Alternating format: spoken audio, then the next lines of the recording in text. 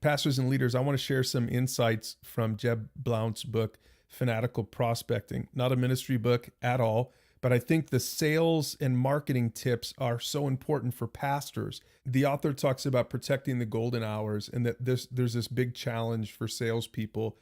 And it's keeping the non-revenue generating activities from interfering with these golden hours when they should be selling, right? So think about this with pastoral ministry in mind. He says that you need to be disciplined at blocking your time, right? This is what made him a great salesperson. And I just wonder for us as pastors, are we disciplined at blocking our time and making sure that we're doing the most effective, the most important things we can be doing with our day? The author says that fanatical prospectors block out the first 1 or 2 hours of each day for focused telephone prospecting.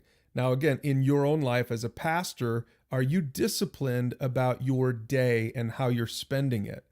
See, the golden hours, this is my perspective, for a pastor should all be about taking 1 or 2 hours a day to make sure you're doing one of these three things: training, connecting, or following up as it relates to discipleship culture. So that might mean making phone calls to newcomers at church. It might mean following up with mentors who are already in the game. It might be actively making a handoff at the coffee shop. Now, when you get your golden hours figured out, then you can talk about your platinum hours. And this is where you do the stuff that is still important, but it's not nearly as important as the sales stuff, right? So for a pastor, it's not nearly as important as the discipleship culture stuff. So I think a good exercise for all of us would be to take his list right here and say, what would these equate to in the pastoral world? Because we do have, this other stuff that's not central to discipleship culture, but still important. The author talks about the law of triviality,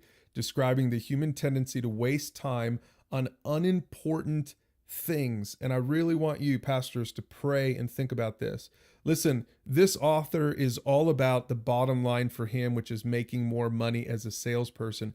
How much more motivated should we be as people in full-time ministry who want to go out and make disciples who make disciples? Let's make sure that we're not doing the trivial stuff in our day, but really consider how we should be filling our hours.